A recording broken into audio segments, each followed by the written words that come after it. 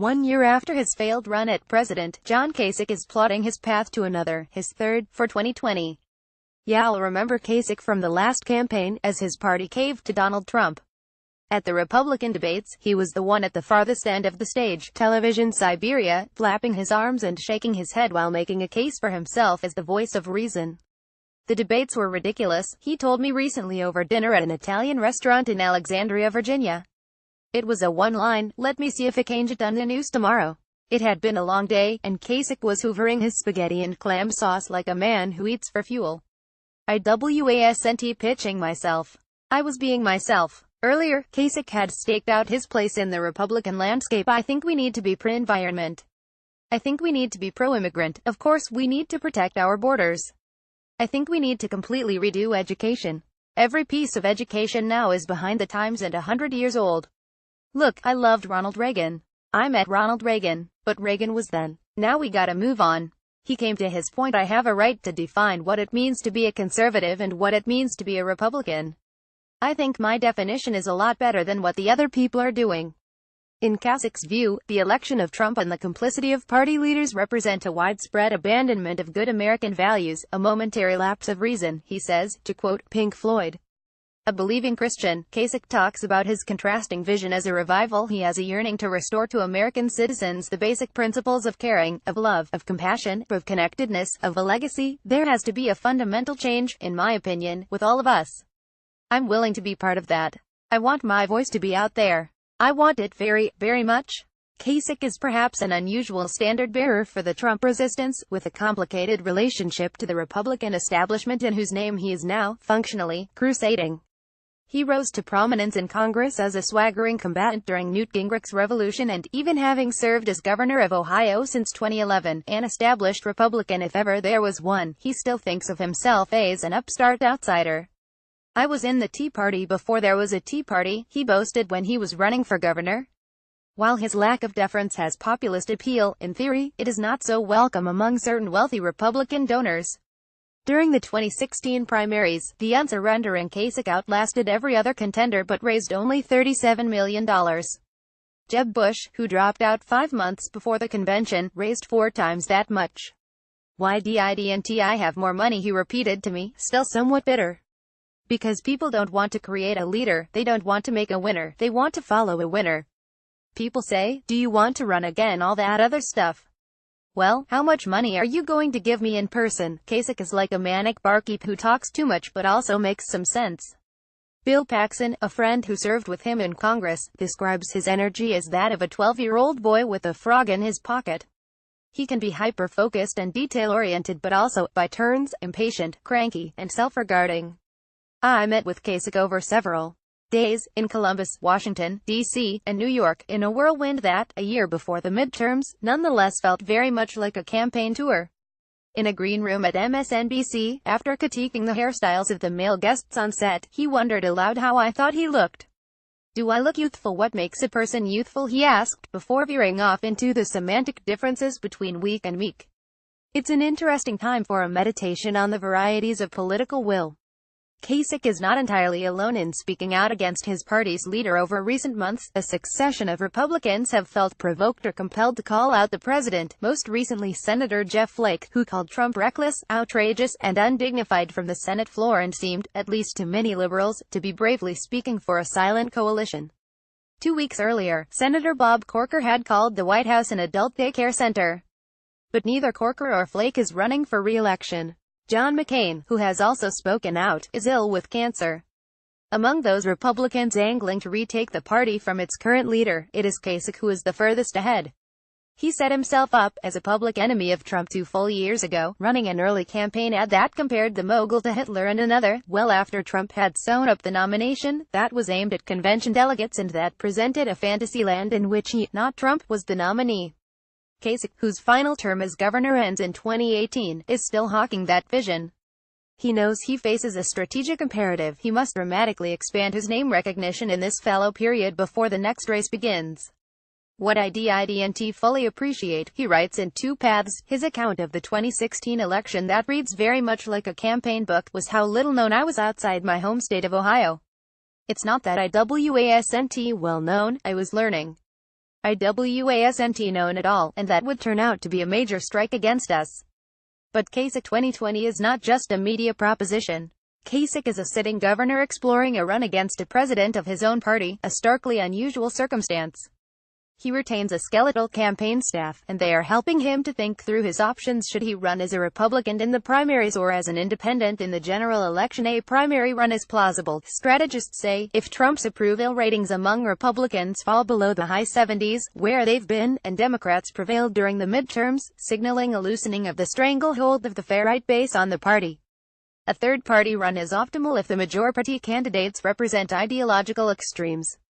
Kasich has not declared he's running, and everyone I spoke to preempted their hypotheticals with caveats. In the Trump era, 2 years is an eternity. Look, said Stuart Stevens, a strategist who advised Mitt Romney on his 2012 run. We could be at war with Iraq. We could be at war with Iraq and North Korea. We could be at war with Canada. Who knows? But among the party's intelligentsia, all agree there is a common wish that the White House be occupied by a different Republican. Any run by Kasich amounts to an open GOP rebellion, the declaration of a secessionist movement. Kasich threw down the gauntlet when, even under pressure from his party, he refused to endorse Trump. Gingrich, once Kasich's mentor, now regards Kasich as an apostate. His behavior is not that of a regular Republican, Gingrich told me. Kasich acknowledged being sanctimonious, even bullying sometimes. He is famous for his temper and has a reputation for late-night wine-soaked 2 a.m. on the porch debates, he says, which can necessitate contrite phone calls the following day. During the primary season, he made headlines for scolding a major GOP donor during a Koch brothers conference when she questioned his decision to expand Medicaid in Ohio. I don't know about you, lady, he said, but when I get to the pearly gates, I'm going to have an answer for what I've done for the poor. 20 people left the room. This time around, on the advice of his handlers and his wife, Karen, he is trying to contain his high-minded anger and spin a virtue of his self-righteousness. You think I'm not nice, he asked me at dinner. Do I have a bad edge, a mean edge, a kind edge, or an edge? But he conceded the point. People know that I will browbeat them into submission, he said. During a state cabinet meeting in Ohio, I heard him tell a story featuring his friend, actor Warren Beatty. I said to him, "You're so humble. You have so much humility." I go to his house. There are no statues, no posters, big Hollywood things. Then, as if to preempt an argument about his own grandiosity, he openly confessed to his flawed nature. My biggest worry is that I will be hoisted on my own self-righteous petard. But when I passed along Gingrich's comment that he wished Kasich would be more like a regular Republican, Kasich's equanimity vanished. Even when controlled, Kasich holds his anger just beneath the surface. His jaw clenches and his long fingers twitch unconsciously and spastically, like minnows in a net. Maybe he should be one, is what he said. A primary challenge to an incumbent president is generally seen, in the American two-party system, as a kamikaze mission. This happened in 1976, when Ronald Reagan challenged Gerald Ford and Jimmy Carter won. It happened again in 1980, when Ted Kennedy challenged Carter and Reagan won. An independent bid is an even dicier proposition. Without the support of an established political infrastructure, a third-party candidate requires massive contributions to a cause whose prospects are very, very dim. Teddy Roosevelt tried it in 1912 and handed the election to Woodrow Wilson. The last time an independent won a presidential race that included an incumbent was never. These are not conventional times, and this is no longer the party of George W. Bush, who earlier this month implicitly rebuked Trump for his isolationism, nativism, and casual cruelty. But though they wring their hands over Trump at private dinners, few elected Republicans have done much while in office to stand up to the president. In one sense, Kasich has never stopped running against him. He stayed in the primary race until the bitter end and quit only when he ran out of runway. He went back to Ohio, wrote a book, and got right back in there. All along, he has had a very savvy co-pilot.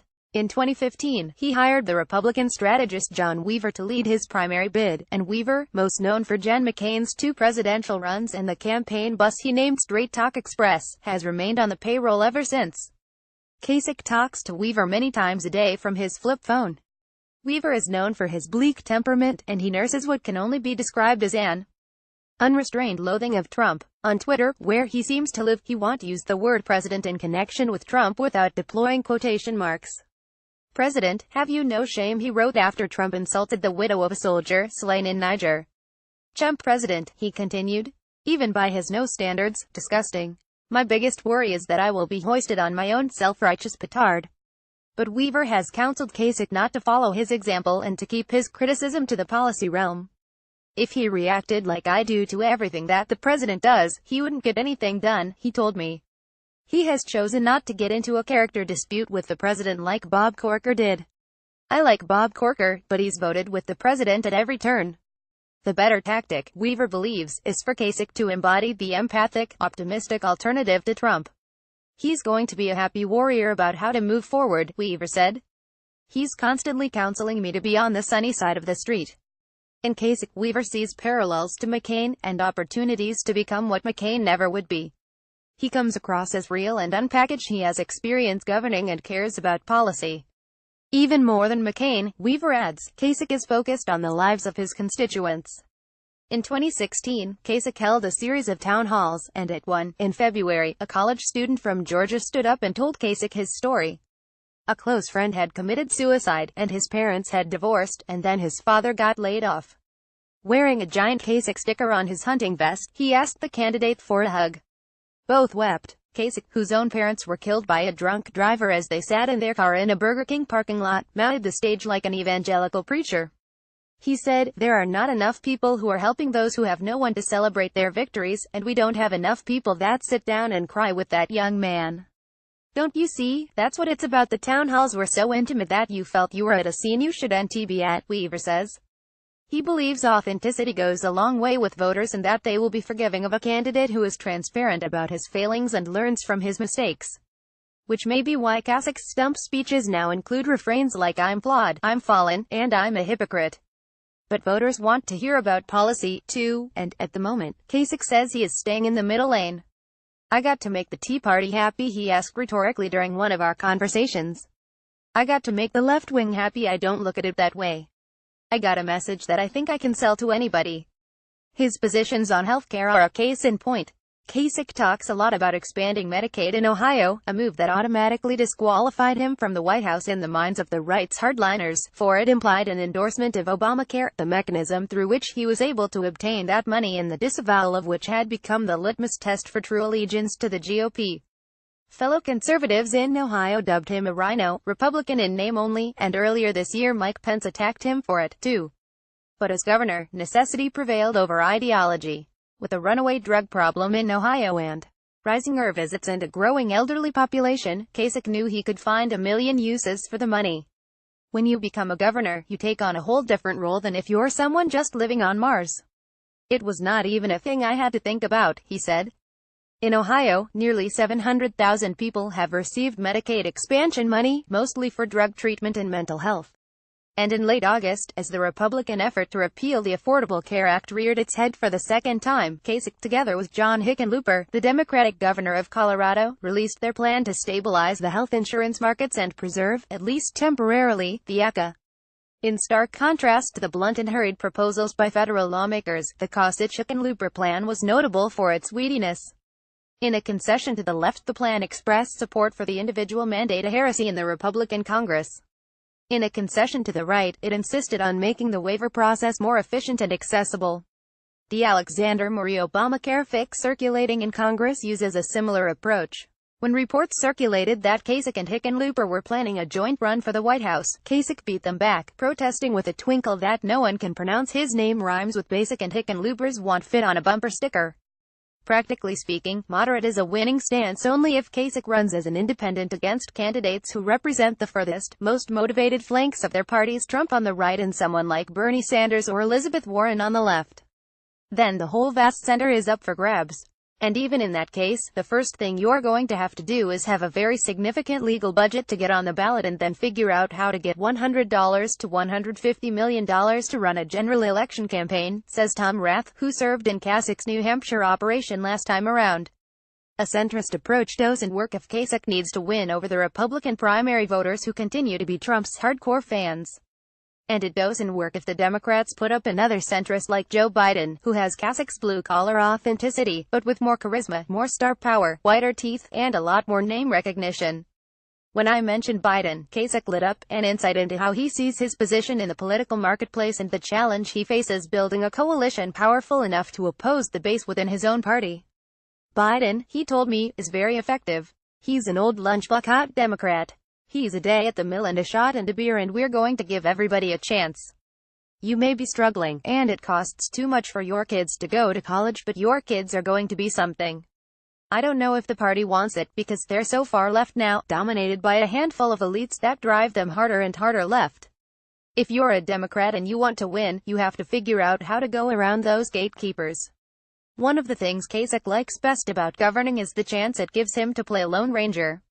I saw him bestow Ohio State football tickets on the family of two girls who were being bullied in school, and then also ask his staff to explore the possibility of moving the girls to a private Christian school run by a friend. In the elevator of a Washington, D.C., hotel, he offered a couple of middle-aged tourists, strangers, a tour of the floor of Congress. His staff regards him fondly, and with exasperation he refuses to hire a speechwriter. I saw him, several times, berate the people who work for him, including in the cabinet meeting, where he called out his higher education secretary. That stuff is dysfunctional, he said. Kasich was born in a steel town near Pittsburgh. His father was a postal worker and a Democrat. He became a Republican because I don't like being told what the rules are, he told me. I kind of looked at the Democrats as very top-down, and I looked at the Republicans as more free-flow. The story goes that when he was a freshman at Ohio State, someone in his dorm broke a window and all the guys on the floor had to chip in to pay for it. Kasich, who didn't have disposable income, objected strenuously and went straight to the university's president to complain. The president, named Novice Fawcett, heard him out. Then he mentioned that he was about to fly to D.C. to meet Richard Nixon and, capitulating to Kasich's entreaties, carried a letter from the student along. The letter earned him, at 18, a visit to Nixon in the Oval Office and an object lesson in the benefits of insistence. He ran for state legislature when he was 26. By 30, he was elected to Congress. In the early days, we were nobodies, remembers Dave Hobson, a fellow Republican representative from Ohio. We were wandering in the wilderness. He didn't have a car in Washington, said Hobson, and was always having to mooch a ride. John was cheap. He always was cheap. As a junior congressman, Kasich had a position on the House Budget Committee and became obsessed with balancing the budget, talking about almost nothing else, and in 1989 he presented his first budget to Congress. It received only 30 votes. It was his friends and people who felt sorry for him. But Kasich rose with the Republican tide that elevated Gingrich in 1994. At 42, he became chairman of the Budget Committee and a member of the Republican leadership, at a time when Gingrich was leading a wholesale remodeling of the party and the way it viewed the opposition. Today, Kasich sermonizes on the fundamental importance of political civility and the bipartisan process, but back then he was a star player for the increasingly bellicose and intransigent empowered right. Gingrich's contract with America promised massive tax cuts and a balanced budget by 2002. And in September 1995, Kasich, a good soldier, spearheaded the drafting of the representatives' budget. It contained cuts to student loan programs, agricultural programs, space exploration, and subsidies for the working poor. In June 1995, President Clinton vetoed that budget. The standoff continued through the fall, and in September, Kasich's committee proposed more drastic cuts, including $270 billion reduction in Medicare spending. It would not, he assured, jeopardize the quality or accessibility of health care at all. In the winter, Congress gave Clinton an ultimatum: pass the budget or we'll shut down the government. In a precursor to the present dysfunction, the two parties held their positions and refused to budge. It's almost 5 to 12, and we're in the movie High Noon, and we're sitting in the saloon, Kasich said theatrically at a press conference in November of that year. Clinton vetoed it again, and the government shut down, for 27 days. Behind closed doors, Kasich was more of a problem solver and wonky negotiator. He was on the bipartisan team that for almost a year hammered out a budget both sides could live with, which Clinton signed in April 1996. Alice Rivlin, the White House budget director at the time, has a photo hanging in her office of the principals in that negotiation: Clinton, Gingrich, Pete Domenici, Trent Lott, Bob Dole, and Leon Panetta, among others. Kasich is grinning like a Boy Scout. John looks so young, she says. Panetta, then Clinton's chief of staff, recalls Kasich as ambitious and a good apostle, someone who did not want to go out of his way to offend those in power in his party. But he did help steer his party toward a compromise agreement. Back then, there was a psychodrama to politics that everyone understood as a performance, a play acting, Panetta says, that has to go on, that conveys the impression that you're fighting the last battle. Both sides knew that they had no choice but to sit down together. Today, no one seems to understand that public bluster is only one half of a policy fight, and Panetta speaks of Kasich with the fondness of an old war buddy. I could always pull him aside and say, "Cut the BS, John. You know what it means to do the right thing." My longest day with Kasich started in Columbus. Kasich had arrived home very early that morning from a field trip with staff to see his team, the Pittsburgh Pirates, play. After lunch, he signed a bill raising sentencing guidelines in certain cases of domestic abuse. Then the historian David McCullough, a fellow Pittsburghian, dropped in to give a brief talk to the cabinet, and the two shared a moment of mutual admiration and reminisced about the Duquesne Club, the elite gentlemen's club where McCullough's father was a member and Kasich's was not. "When I was a kid, I would walk past," Kasich said, describing just how far from establishment power he felt as a child. "There was a red carpet, and there was a general out in front. My buddy and I would look inside, and he would step in front of us, and we'd salute him. About 20 years ago, I found out who the general was. He was the doorman." Okay, the McCullough meeting backed up into the cabinet meeting, where Kasich introduced and flattered an Amazon executive who was presenting a PowerPoint on customer service. Then he hurried to an outdoor ceremony commemorating 9/11 in which a dozen Girl Scouts, nearly blue with cold, planted 3,000 flags on the State House lawn.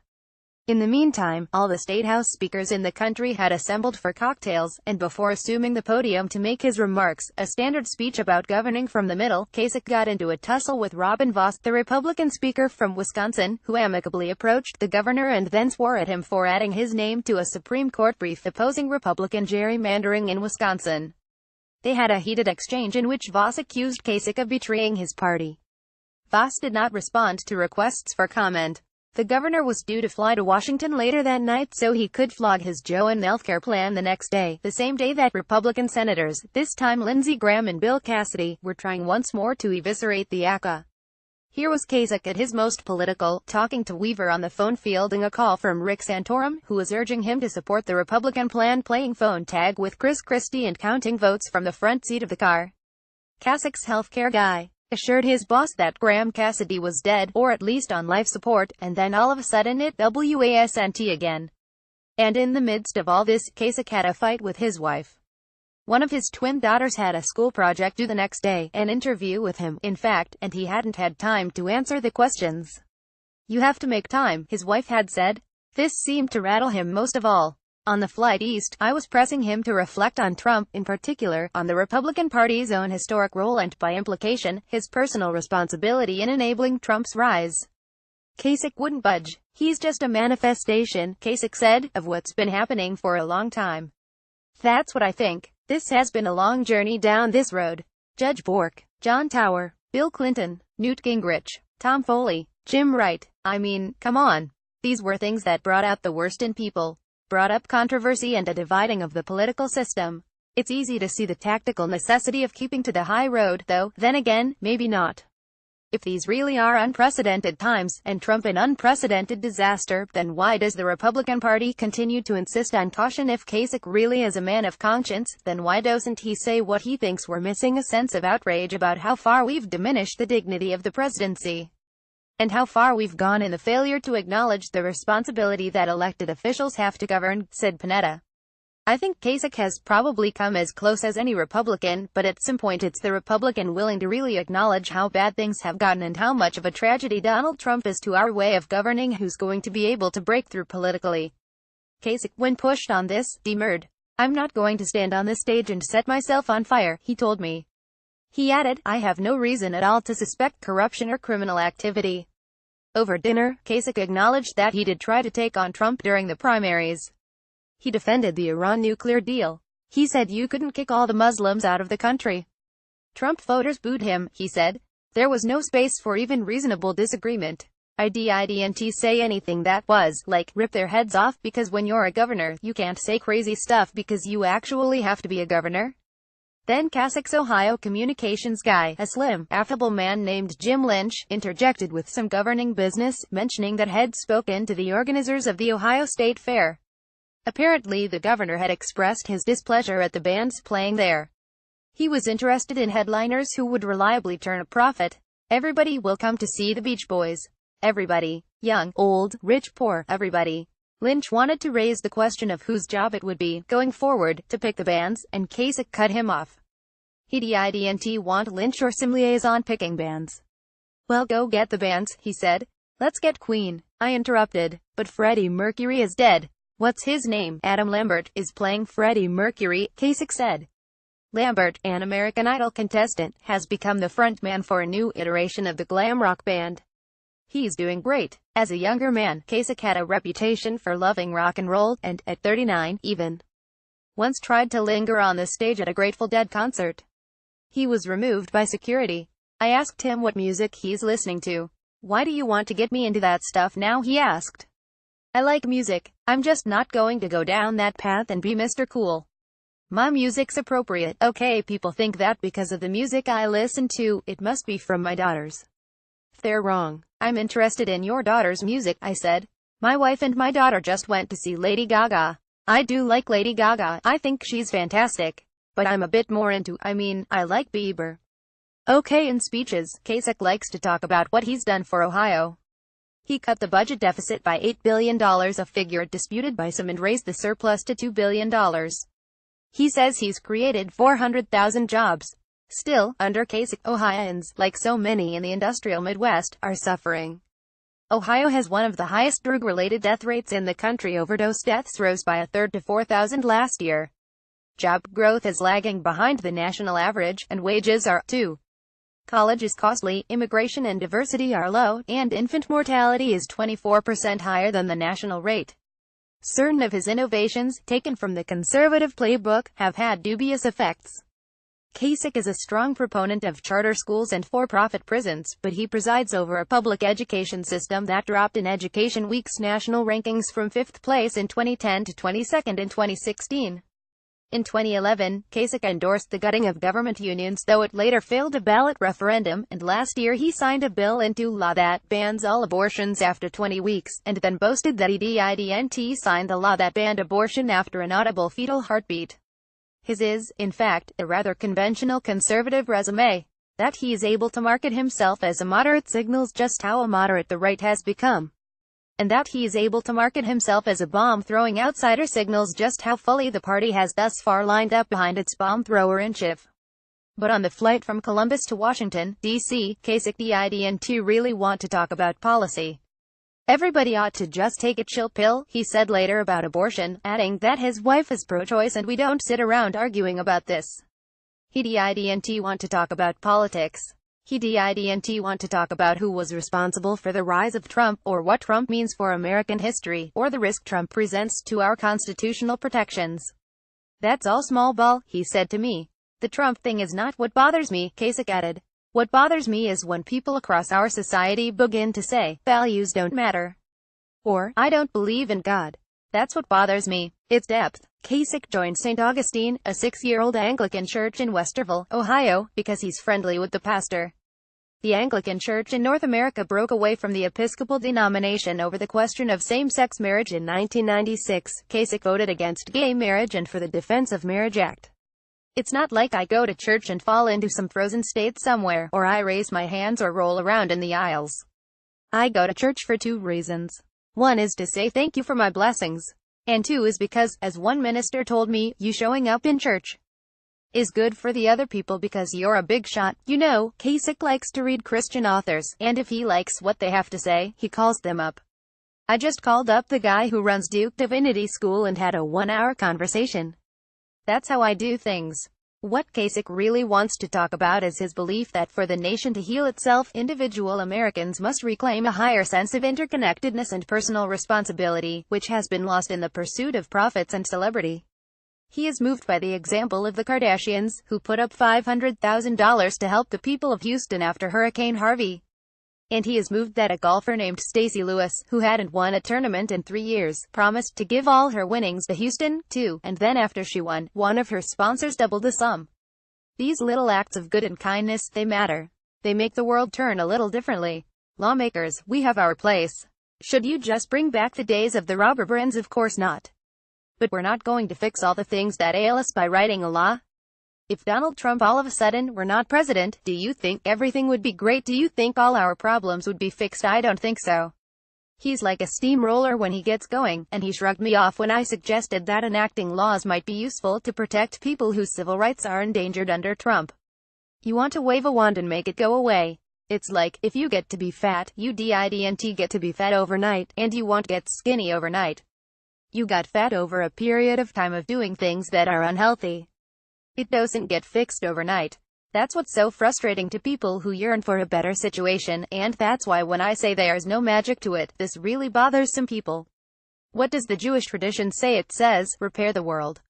I like that word repair. It's sort of a small word.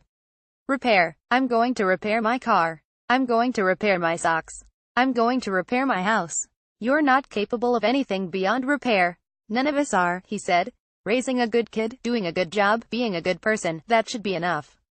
Kasich turned to his communications guy, Lynch. He wanted to know, did Lynch show me the Holocaust Memorial in 2014? After a long fight, Kasich unveiled one of 2 Holocaust memorials erected on State House property.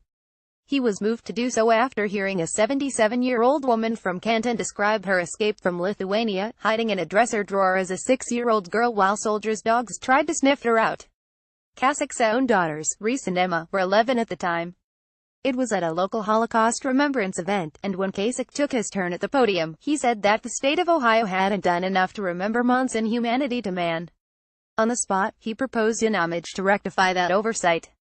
Over the objections of his own Republican legislature, Kasich persisted until he wore everyone down. The memorial was designed by Daniel Libeskind, and Kasich is especially moved by the inscription, which quotes from the Talmud. If you save one life, it is as if you have saved the world. He wanted to know why I hadn't seen it. We didn't have any downtime, said Lynch. Kasich became hectoring. Why couldn't you say, I want to take you for 5 minutes and show you this? Why wouldn't you take her out there so she could see the thing that says, if you save one life, you've saved the world? You did not do that. It went on like that. Lynch tried again to protest, stammered, and then finally relented. I should have taken her, sir. Yes. Then, as the plane began its descent, Kasich presented us with an ethical dilemma. If one good woman saves a single Jew during the Holocaust, and Oskar Schindler saves 1,000, who is the better person? Lynch was silent. The chief of staff said Schindler. Kasich looked at me. They're the same, I said. Thank you, he shouted, slamming his palm on the armrest of his airplane seat. It's quality, not quantity. The bigger platform you have, the more good you can do, but it doesn't make you better than the guy down the street. He chuckled, elated at having imparted this lesson. That's what I'm trying to say. This article appears in the October 30, 2017, issue of New York Magazine.